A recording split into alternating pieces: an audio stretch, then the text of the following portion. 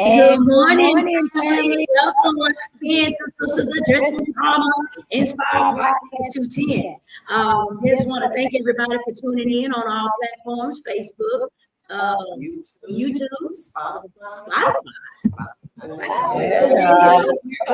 Thank you, Holy Spirit. And this month's topic is Today's topic is how to have healthy relationships and mental health. Yes. At the same time, hallelujah. This morning it gives me a great pleasure to introduce Miss Donna Costa. She is with Regency Care and so she can tell her testimony better. I just like to introduce this awesome woman of God. Thank you. Thank you for having me. This is a topic that is very personal for me because I am someone who is living with a diagnosis. And through the years, I've had to learn how to be okay with that. Wow. Right? To be okay with the fact that, I do struggle with mental health. And there are times when I notice that I have to be more intentional about how I am, how I show up every day. And especially now that I'm at the season in my life of menopausal season, I have to be a lot more intentional. So I'm so excited to be a part of this with you to talk about how to have healthy relationships and deal with mental health. So my first question to you is that when did you start noticing, or what were the signs of you going into a mental health challenge? What did that look like? People closest to me could probably tell you better than I. But I know my poor mom. I'm the reason why she has so much gray hair. But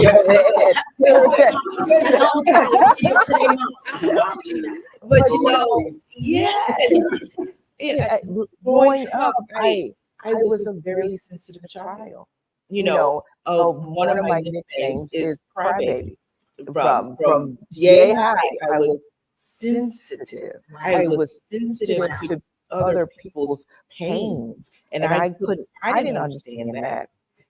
I just felt like with certain people, I just wanted to cry. And I didn't know why. And when other people were in pain, I felt it throughout my body. So I was that person. And I was also the person that was the mother hen of every group I was attached to. So every friend group I was a part of, I was the mother hen. I was taking care of people. I was telling you the nurturer, and I would take all that in. And energy is contagious. So if you're constantly receiving energy from other folks, you're going to experience that on some level, I didn't understand we don't have to distribute it. Yes. And I didn't know how. And I didn't know how for a long time. And so what I noticed in my behaviors was I would not sleep. I'd stay up for days not sleeping, or I would spend money that I didn't have. And my parents would have to come and rescue me, from all of that. Like, me, I gotta pay rent. There wasn't just extra money. There's not extra money. There was the days when it was like check. You had a checkbook, and right. And so that's extra money in the bank, right? That was my thinking. So it was like spending shopping sprees, right? And not making the connection that was part of my mental health, because I would go and just spin and spin and thinking I was, feeling this need, and it never was enough because I would spend more or stay up for days. And I became a mom, and when she was 3, we intentionally decided to have another baby when she was 3. Well, when I was like almost 8 months pregnant, I lost her. Oh, wow. And not only did I lose her, I had to deliver her as if I was delivering a live child. Wow. So it was within probably a good 3 to 4 months after that experience that I was actively suicidal. I killed myself. I was going to run out in traffic, and just lo and behold, I placed the right person on the street at the time that saw me, who knew me, and got me to the hospital. And that was my first hospitalization. And that was my first experience whatsoever with any kind of mental health, anything. Because prior to that, I was, doing all these things trying to quiet noise, and not knowing that the noise had to do with my mental health. I just thought there was something wrong with me. And I was the only person in the world that was going through what I was going through. And I kept it to myself. I didn't share that with anyone because every Black woman around me that was in my life, I looked to them as, wow, they're so strong.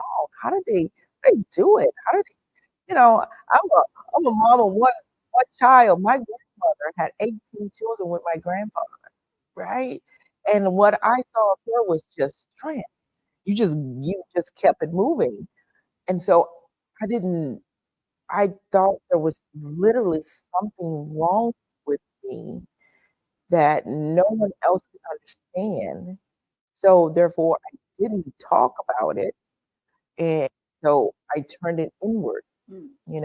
And after that, I had to go in the hospital. I did I said what I needed to say.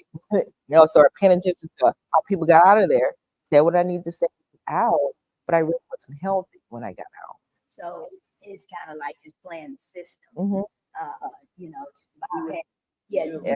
a minimum to what you got to do, but not really even addressing Right. what the problem is. Right.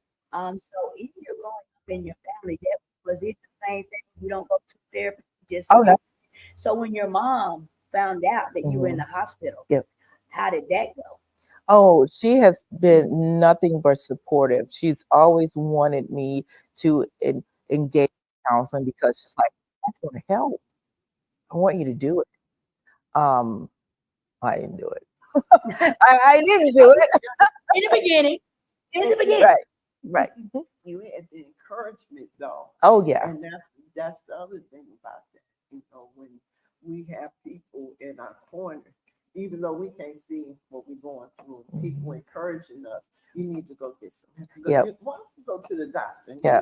Maybe something going on that pushing to get you to go do something for yourself. Yeah. And I have to say, it's been my biggest champion in that regard. And she's coming from the place of it really being foreign to her. Counseling.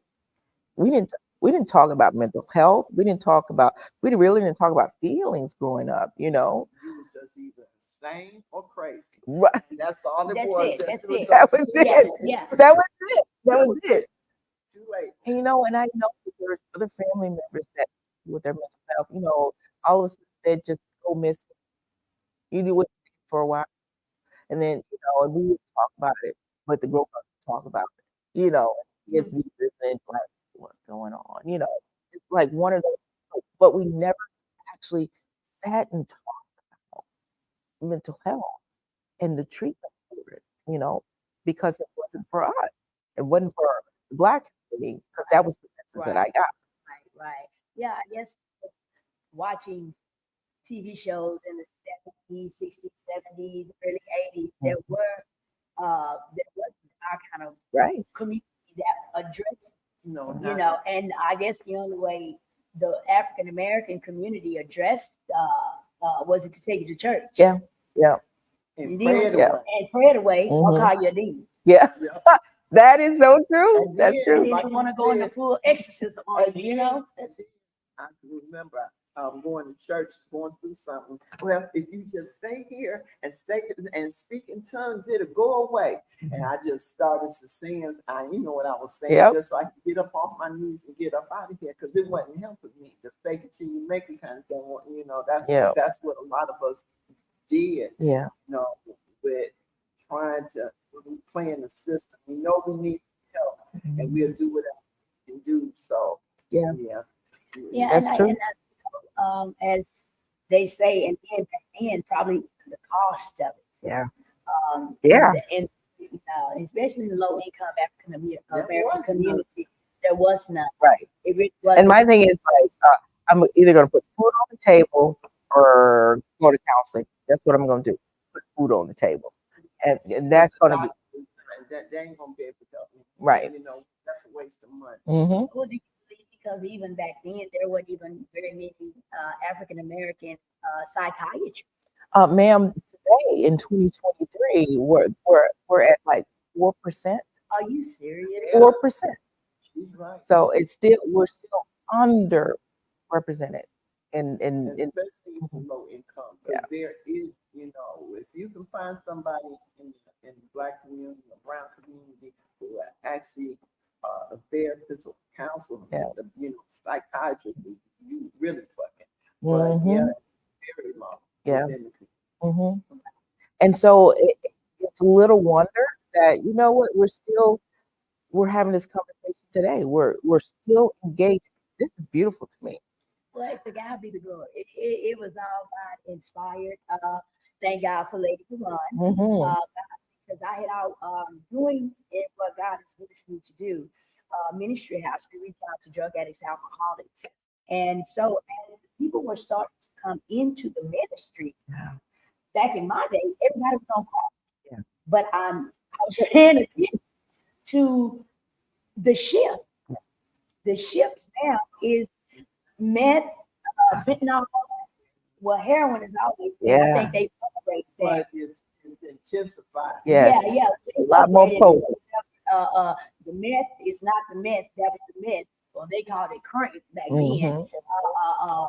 Whatever. It became ice, and now they're not meth. But back in my days, it was cranked meth. Back in their day. Because that was the white people's stuff. Back in my day, there was no black people doing meth. There was no white people doing crank and all those things. But the point that I'm getting to is that I started noticing how they're not coming in on crank. They're not sleeping 3 days or 4 days eating and all this. Now they're coming in talking in their cells and not even knowing what they are and all these things. And it was like, it broke my heart. And I'm like, man, it's the mind now. It's the mind. It's the mind now. But it's always been the mind, because you got to ask the question, what came first? Was it the mental health, or was it the substance use? Yeah. Oh, I said the word. Well, excuse me. But you got to ask what the mental health comes first. Yeah. Because when you are, like you said, going through stuff and don't have an understanding of what you're going through, and to turn those voices off, or that feeling, I want to harm myself, you'll go to because you need something. But if there's a doctor, we ain't talk about it, we get talked about, we can't acknowledge that we are having issues. We can't, because like you say, everybody in my family was strong. So to show some type of weakness, that ain't right. Do that. Right. So you go to that was my go-to. And wow. When I think about the generation like my mama and daddy, and alcoholism kept coming. Yes. That's what they was using. Yeah. The alcohol cover up the pain of what they was going through. And so if that was passed on generational, it wasn't just the drinking that was being passed on. Yeah. It was the mental health that was being passed on. And what you received from that was, alcohol could be a good kind of go-to, because that's all you saw. And people, you could teetotal, you could be out there, you have parties, it was acceptable. And that's what a lot of people, and that's why alcoholism is high within the Black community. Yes. And even more so with Black women that we haven't spoke to. I saw this article sometimes last year. We talked about Black women and have now started really, especially older Black women, drinking it in private. What happened with the pandemic? It also hit us at this place of, you took away our community, the only community that I felt like I belonged. And COVID, you did that to me. And the Lockdown. what and you know what, the comfort was like alcohol, you know. And that's a whole different topic, but I really want to pay attention to that because I was watching something the other day, and it was saying how seniors are the growing population even in prison. Yeah. Because of mental health. Yeah. And they don't have there's nothing for them. So they'll do petty crime just so they can get locked up. Yes, I heard that. And that just breaks my heart. That's a whole different subject I really would like to talk about on the next few months. Yeah, I think that and I can't imagine or just thinking about it within myself as I'm getting older. What is it gonna look like? Yeah. What is it gonna look already. like? I got 2 more. Look at Just yeah. I'm going to be there in 2 months. I can flip the menu over. I'm going to speak in 2 months. Yeah. But I'm looking at it in how I just can't imagine their depression and their anxiety of getting older and then having to go Uber at 70, 80 years old, having to look at McDonald's because there's nothing there for them. But like that'll be another topic. So can you explain to us, what you do in those type of things and role it plays? Absolutely. So NAMI, the National Alliance of Mental Illness, is a grassroots organization. It's actually the largest grassroots organization in the country that started in a kitchen. Moms sitting around a kitchen table trying to figure out what can we do for our children. And so that's where the birth came from. But what we do, I feel like what we do so well in the community is we go out and we educate about mental health. We try to normalize the conversation. We're trying to eradicate the stigma that's attached to mental illness, because it's still there. Can you elaborate on the stigma of, just for some people that don't know what you're saying? So when I talk about stigma as it relates to mental health, I talk about how we have conversations about mental health, or we don't have conversations. Are we encouraging each other when it comes down to, like, how are you doing? And are we okay with the pat answer of, oh, I'm okay, when you know what? When you're really not. And what we're trying to do is let folks know it is okay not to be okay. It is okay to struggle, because that's human. That's a human kind of element that none of us are going to avoid. To be human means that there are going to be times when you're going to suffer pain. That's what the word of God says anyway. You're gonna have affliction. Ain't nobody gonna get out of this life without affliction. Right. That's But I can tell you, even to enter into the kingdom of God. So we gonna all have it. And I was thinking about that because when we was in training, that she brought that up, the affliction piece, and it's like, the affliction, but some of us think affliction means the physical pain. They don't look at the affliction. And when you're sitting quiet at home at the end of the day, or where before you rest your head, what your thoughts are going through, what are you feeling, what's really kind of like keeping you going. We don't have time to talk. We don't reflect like we used to. We used to, but back in the day, I used to watch my grandfather, my big daddy. He was a role model, and I didn't know that at the time, but he showed me how to pause. He'd go out and sit in his yard, and he'd have his own little chair. You got your own little chair in the yard. He'd have, and I did it this morning when it was raining. And he would just be quiet. And, just be looking around. And I know he was sitting there just thinking, just reflecting on.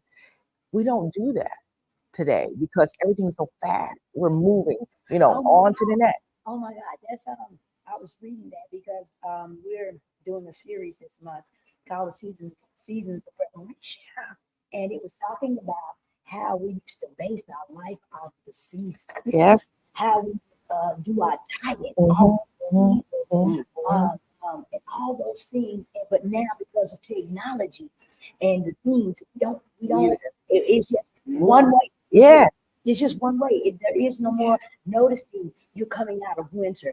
And as I'm learning, the winter seasons are the lonely seasons, the hope. Those are the times that you ought to reflect. And that's season of depression. Yes. It starts right about now and go all the way into around about March. Yes, because that's when it's spring. Yeah. And spring, spiritually, is about what's the new growth. Yeah. That nature. Then it's summer. Summer is the time that you ought to be planting. In fall, you ought to be harvesting. But if you're not doing things in spring and summer, and at fall you have nothing to harvest, you're never going to rest and run. Right. Ooh, that's true. You're not going to be able to rest in the wintertime when you're supposed to be sharpening your tools. Yeah. Sitting back and reflecting what happened in what is that season? Fall. What didn't I do? What was I? You understand? You won't have that time because now you got to work. Yeah. When you're supposed to. And then that knocks a lot of people off because she brought up because the body is based on what's out there in the universe. And like you said, season, and we react to that. And now David does come up with the season of depression and make it real. Because a lot of people were suffering through that. Yeah. And couldn't understand why they couldn't move or why they was feeling the way they was feeling. And now it's become something to talk about. Well, can I also say how we've also gotten to this place where we're kind of like indoors bound. I was just going to say that. You just took, oh my God, we're vibing, girl. We don't get outside anymore. I was just going to say that she was saying that nature walks. Yeah. How we were just talking, we would go to the creek and go crawdad fishing. Yes. Yes, with the baloney, of course. We did that. But we never take the time to go and sit outside anymore. Oh, it's too hot. And how you even just sit in the sun, you get natural vitamin D that you ain't even got to pay for. You understand? You ain't got to go buy no pill out there. You understand? It's natural. Even though do body control and you become scared of the rays, But every day we should be getting outdoors. Man, I just go sit on the porch. Yes. But people don't realize it's not just vitamin D, it helps the mind. It does. And we got away from all of those things. Like I said again, in the 70s, when we say we ain't gonna raise our kids like my parents did, we lost all of that knowledge that our parents did. Yeah, I tell you, it got crack. When crack came, that knocked the whole generation out. You don't want that in reunions.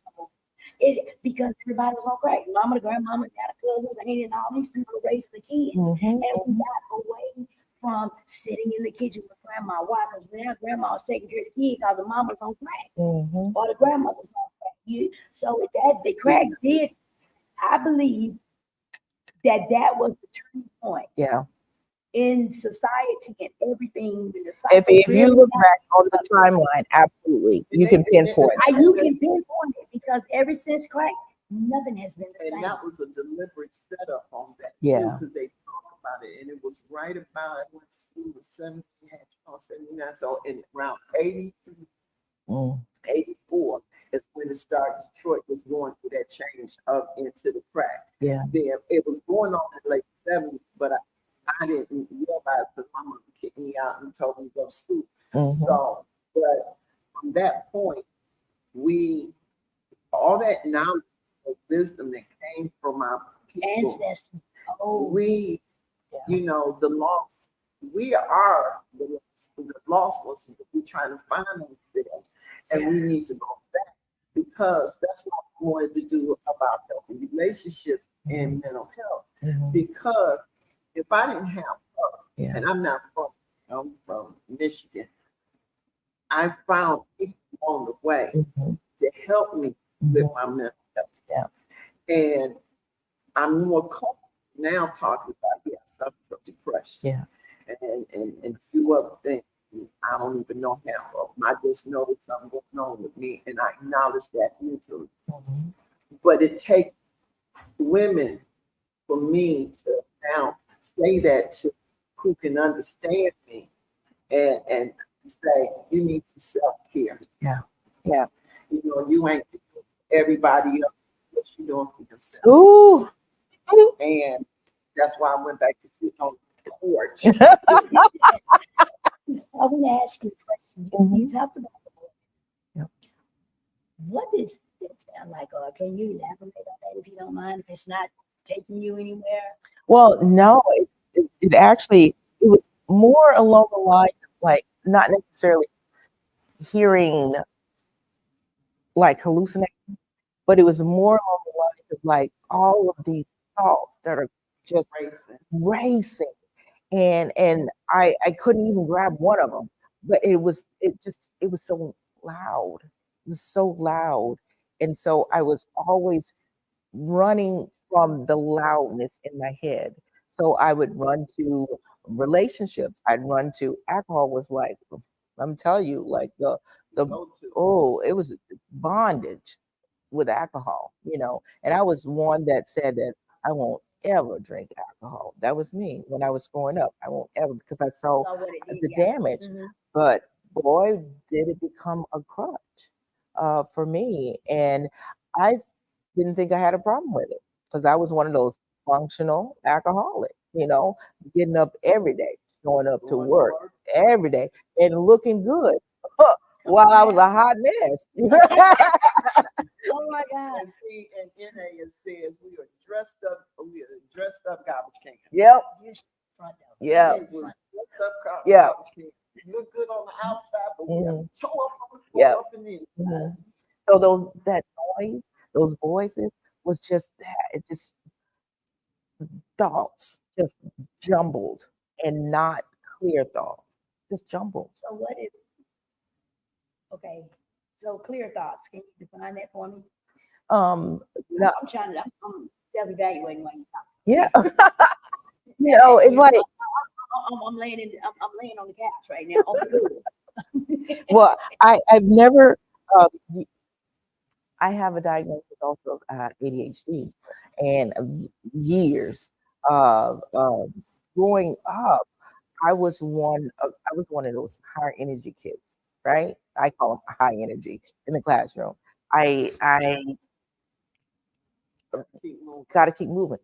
That also could look like trauma, because there was, you know, childhood trauma in my story. So that could have been as a result of my brain and my body trying to figure out what to do with that trauma, right?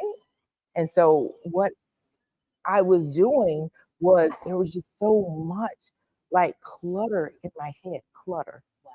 I'll call it clutter, because I never seemed to really process one thought before I try to latch on to another thought. Right? It's this. I don't know. I just see like lots of like feral cats in my head. Right. Stop it, and it constantly, and even in the sleep, Yeah. it would be going like that. Yeah. You know, there was no rest. Yeah. Okay, so and NAMI came about, and what we do is we have classes for those who themselves may be struggling and want to know more about, say, I just learned I have a diagnosis. I want to learn more about that. We have classes for those people. We also have classes for family members and loved ones who may be trying to support their loved one who's struggling with their mental health, but that loved one is over 18 and says, you know what, I don't want you in my business. You know what? Because they're over 18, they can do that. Yeah. We have sons, all of us have my own mental health issues. Yeah. But the two sons, one tried to commit suicide, Mhm. and the other, both of them really, one tried to shoot himself to death. Mm. But you asked them, are you okay? Maybe you need to go.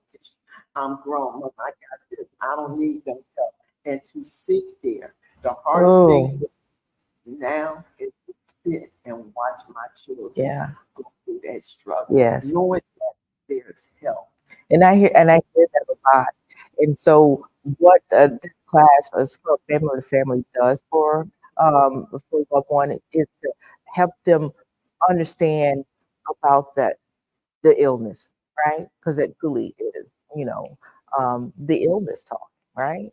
Uh, Learn about that, but also learn about how to support yourself in this. Because there's a lot as a parent to from a distance watch your children struggle, and it's because of untreated mental illness, right? You can't do nothing because Right. they're over the age of 18. And unless they are not Or harm to themselves or others, you cannot do Right. anything. Right. You have to sit yeah, and watch it. And that's where the friendships come in, because then that's when you get on the phone and go, I might not tell it all the time, but Yeah. I'm calling, I'm at least picking up the phone to say I need to hear another person's voice Yes. on the other Yes. person, who understands. And that's why we also have we have support groups for that reason, so people can find their community. So we have family support groups where you can go and be a part of a community where other parents absolutely can relate and know what you're going through, because you know what they're going through it with their children. So we have those support groups. We go out into community and do presentations on mental health topics. With our Bridges to Care program, we largely go into faith communities and we train what we call wellness champions. Yes. Right. You know I had to bring that. Yeah, we Yes. got certificates. Yes. Yeah. Yeah, so now we're into the MHAT Yes. part of everything to be the coaches. I know, through Wesker. I love it. Because let me tell you, I feel like Bridges to Care is just like it's the entry. And once you come, Yes. Mhm. Yes, I mean, you just get a taste of it, you want to know Yes. more and more and more. And then I'm gonna keep it real for me. Because sometimes if I'm learning how to manage, because if I don't, I'll be trained to go out the window. Mhm. Yes, trust me. Man, you're very much human. Very much human. Yes. No training whatsoever. Oh my God. Yep, and you be right where you at again. Yes. And then later on you go, I shouldn't have. I know. I'm a social worker. I've been doing this over 20 years. And can I just tell you, there are moments when I forget that I'm a social worker and I should know this stuff, right? Because you don't stop being very much human just because you learn. But through the learning, you're able to man, I probably should have said that differently. Yeah. That's the beauty of it, because you know what? You can, in relationships, there's always that ability to go back. The other person don't have to receive it. You can always, it's very, the other day I was not myself, and I wanted to apologize. We can always try to make it right. It's up to the other person whether they want to or not, but you can. That's the beauty of relationship, right? And I feel like we had also a generation that didn't teach us how to apologize. So, about them people who said they don't make me sorry. Right. We do have some of our elders didn't teach us how to do that well, and so that was a taboo. Right. To do what because that would admit that I'm wrong. Right. And Dad didn't want to look. Dad got strong in front of the kids. It wasn't that. It was my mother. But you know what? We're at this place of like, we can learn how to do that. We can fumble and stumble in it, but we can learn how to like go and say, you know what, I'm so sorry. I said X and I didn't mean it that way. I wonder how many in a household saw that with their family, saw their mom and dad really apologize, wake up. You asked a real good question. Yes, because it just popped in my head. Because if you look back, you never really saw that. Hey, You never really saw that. I'm gonna go one. Yeah, you see Huxtable and Cliff. Yeah, they do it. You know, that's something you just see on TV. Yeah. But On the Google. yeah, look how long it took to get to see that. And the other part of that question is how many families was touchy feeling and touch and say, I'm sorry. Oh, yeah. Now, don't you touch me, tell like you're sorry. Right. You're right.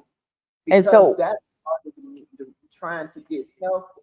And the first person that we should be trying to get healthy with is ourselves. oh, And that is an ongoing thing right there. that's a daily. It's a daily. But can I just tell you, we have our younger generations who are wanting us to get it right. They're wanting to know how to navigate relationships. They're wanting to talk about mental wellness. They're wanting to. I want to step into the chat. Melinda May, we just had to do what they said, and that's it. That's true. And what else? She said everything was just swept under the rug. Mhm. That was it. You know, it wasn't a big deal with you. Yeah. What goes on in this house? And we're not going to go see no therapist. Right. So when that social worker come back here, you better tell him this script right here. Yeah. And give you that look on you. Yeah. And this is my thing, because I'm a parent. I have 11 kiddos. So I'm a parent You have 11 first. children? Mhm. I do. I have 7 boys and 4 girls. Oh, I got 6 boys. And trust me, they keep me busy. Matter of fact, I had a football game yesterday to go to. But can I just tell you that our kids are wanting to talk. So say, for instance, your child may need to go into counseling. Parents, can I talk to you parents? And I'm very much sitting here as a parent right now. Yes, it's scary. And yes, it can feel uncomfortable to do it because you may think they're going to go to this counselor and tell all our business. Well, guess what? That's your child's business. That's their business too. And if they need to process and talk about and maybe talk about you so they don't have as much anger towards you that they have, let them do that. My God. But a lot of times parents kind of like, Because it's the image that's being shook up. Yeah. Because, and I told my children, matter of fact, I said it recently, it's because we want to have this certain image as a parent, not to fail. I get it. And I didn't really get it until, as a parent, I needed to help my child go into counseling, and how resistant these emotions came up. Well, they're You don't tell them that. Well, you know what? Don't tell them, and that's what I had to go through. Yeah. And really realize, my daughter had to have her space because whatever was going on, like she said, y'all traumatized me. Yeah. Moving from Michigan to the scene to away from my friends, Mhm. this, that, and other. But now she's getting it up out of her.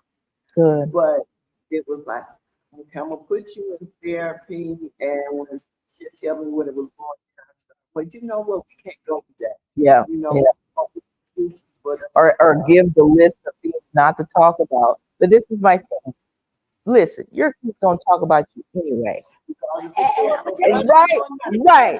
Right. Talk to the therapist and to talk to TikTok. Thank you. Then to talk to the what's that other book? The Facebook thing? Thank you. Yeah. Thank you. Yeah. Be on what is it? Twitter, formerly known X, formerly known Twitter. Yeah, I think they went into that principle right there. I think it was they wanted to be like Malcolm X. I wouldn't doubt it. We can't have nothing. But it's so true.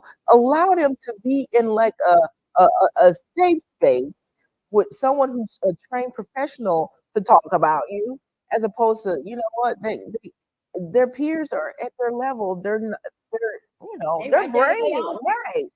They right there with their own parents. So then sign a confidentiality saying I ain't gonna tell you until I'm not gonna tell it anyway. So it's between you and I. Yes.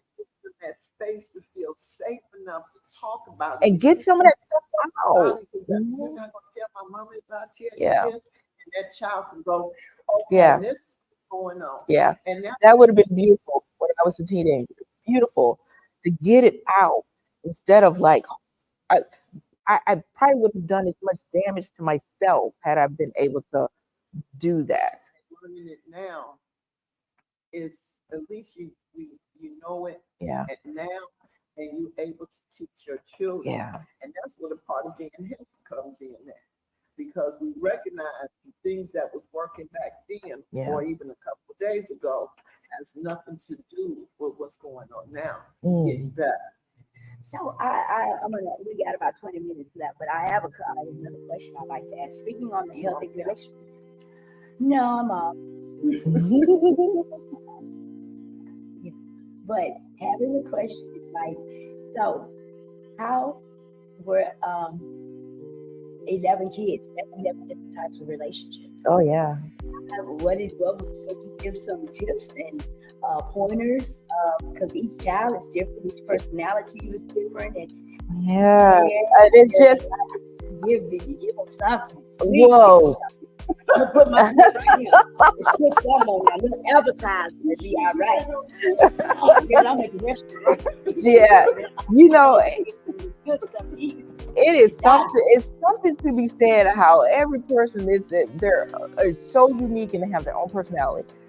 Yes, it's like 13 personalities, you know, in any given day in my house, you know. But you know what, some of my adult kids are, you know, living on their own, and they come in and everybody's different. I love that. That's beautiful. Let me tell you what I had to learn as a parent. I had to learn to allow them, and I'm still learning how to allow them to be different, how to be their own person, as opposed to me telling them what to think. Right. Okay, Because what does that look like? Because what it looked like is, you know, for a lot of years, and my oldest, she's 30, she'd probably tell you, I never would have said the words because I said so, but it's how I said things. That is I don't care what you think. I'm really not caring whether you like it or not. And if your face is showing me that you don't like it, we're going to have a conversation about your attitude, as opposed to allow them to feel what they feel. You just told them, no, they cannot sleep over at their friend's house, you know, because I don't know who's at their friend, you know, those kind of conversations. But allow them to feel their feelings. They're going to be upset by that because they want to go sleep over their friend's house, right? Give them that space. Not, oh, you got an attitude just because I told you no. Now I gotta fuss at you about your attitude because your face is showing, you know. Just all right. Like, Mom, how would you feel if you were told no about something you really wanted to do? I wouldn't like it. Right, they're not gonna like it either. Right. I didn't like it. And that was the case for me. If I can go back and remember what that was like, I didn't like it. Suck it up. And right, but and you really couldn't put that face on. You couldn't. You bet not. They roll some eyes if you want to. But guess what that did? That suppressed us. You know, it put fear mode. Yeah. And you know, I really just get to that point where I can finally relax. Because I was always like wound tight. Okay, so are you saying that we give them permission to voice how they feel, and we have to be okay about how it coming up? Even if we think it's sarcastic, or you know, and always I was challenged sometimes, like, you know what, I'm totally okay with what you're sharing with me, but it's how you're saying it. You know, there's border on like being disrespectful. So I'll give them that. I'll let them say it how they say it, and then when they're calm enough, I'll say, you know, I appreciate it. Mm-hmm. Yeah. Flesh on flesh, ain't nobody gonna. Yeah. Oh no. And that goes back to Galatians 6:4, where it says, make allowances for each other's faults. Yeah. So if we have that allowance and not take it personal. Yeah. That's it. That's it. We take it personal because we're doing so much for them. We want the best for them. And where we're coming from is from a good space. But it may not be coming out right the way Right, right. Yeah, right now, I don't like the way you looking at me because I tell you, Right. I'm gonna let you sit in that, Mhm. and then we'll revisit this. Yeah. And And I can especially explain- whenever you when you feel, whenever I feel this in this tightening, I know, okay, I'm not in a good place to be able to engage right now. So can we take 5? Because when I feel that little tension happen right in here in my chest, I know now. I had to learn that though, because when I was younger as a parent, I would just pop off, just go in. So what does it look like in the workspace? Well, Holy Spirit. bro, you know, That's a whole different ballgame. Okay, well, I just want to just Just try to hit. I know, I get it. And you know, sideline. I think that's the beauty of becoming trauma informed, because trauma informed care teaches you to just walk with the universal assumption that the person on the other side of me probably has trauma in their background. And my thing is, if people live long enough, there's some trauma, you've experienced some kind of trauma in your life, right? It's just to just lead with that and just, I never know what is going on in the other person's life. You never know what a person been through 5 minutes before you Right. talk to that person. You Right. told me 30 seconds. Right. So what I say is, like, give I it, remember that. I hold on to you saying that. it's that grace, giving people Yes. grace. Yes, I hold on to that. I mean, this is a wise woman, and I thank God for her being in my path now. Yes. Thank you, Jesus. You're awesome. Thank you so much right there. But she taught me that you never know 30 seconds, and I use that. And when I tell you I use that like a toothbrush. Yeah. Yeah. Thank you. I also brush my teeth twice a day, but I use this all day. Yeah. I have to You think. never know. And then thank God for Dr. Keeley, Yeah. introducing me into the book Emotional. Emotional Intellect. Oh, yes. Oh my God. Mhm. And Mhm. understand that it comes for emotions first. That helps me to figure out, okay, what emotion is this right here? Yeah. Why is this right And here? I'm hearing the women using that. Even this morning, they was talking about if you already have that belief and everything, it's coming with it. What's the belief? Where you coming from? Yeah. In your emotions and Mhm. stuff. Think about it before you make it. Oh, and challenge those thoughts sometimes, because truly, our brains will lie to us. Our brains doesn't know the difference between fact or fiction.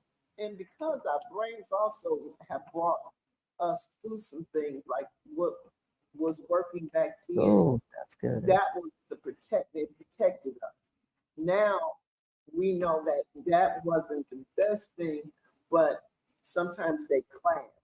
And because you want to get better, that old person want to come in and step in and say, let's handle it. That's that, Yes, yes. That's Yeah. good. That's good. I'm learning to pick apart what worked back then and where to place it into how it works now. Well, I say thank that person, Yeah. because that person, You have to give knowledge to that yes, person. kept you alive. That person is the reason why you're still here. Because I learned this long ago, and it's one of my former supervisors said that the most kind of like outrageous and sometimes the most scary coping mechanism of a person means that, wow, what you've had to do to survive. So that person has had to get you through some stuff. Yes, it's called I learned this in Esther. It's called an orphan spirit. Ooh, And the orphan spirit is the one that's the survival of the fittest. yeah, And having to do what you had to do In to order to get survive. back. yeah. You know? And now who you are, you no longer need to engage in all of that. So thank you. Thank you for getting me here. Mhm. And now, I'm here.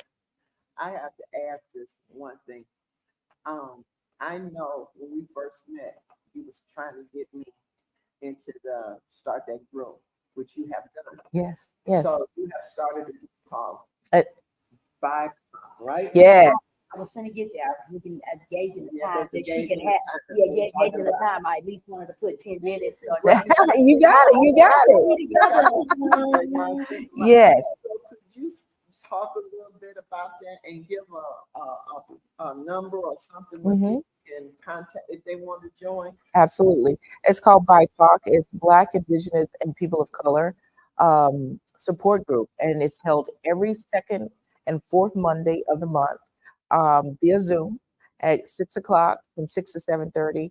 And it's just a space for those who identify as part of the BIPOC community who may be struggling with their mental health and is looking for a community who could actually understand what they may be going through. You know, BIPOC communities typically are those who are marginalized, so their experiences a lot, and it has to do with racism, has to do with discrimination, has to do with lack of access to mental health resources, and sometimes no one else can understand other than people who are part of the same kind of community.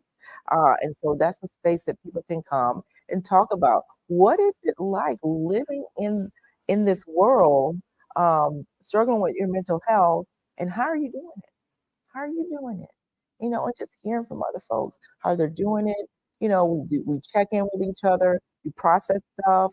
Someone maybe just having the last couple of weeks, maybe just like so stressful, and just process it as a group.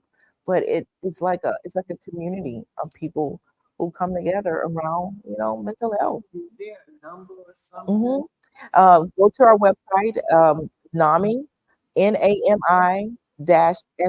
NAMI-SAT.org, and click on support, and you go right there to the support groups. Thank you. So I'm going to send a link to you, and I'm gonna see if they can get that in there. Okay. Because if I would have had it to Put it in. yeah, to put on there. Okay. So I will take care of that. Okay. And everything, and yeah, but we'll get ready to wrap up. I want to thank everybody for tuning in today. For Sisters Addressing Trauma, we are here every first and third Thursday of every month with different topics.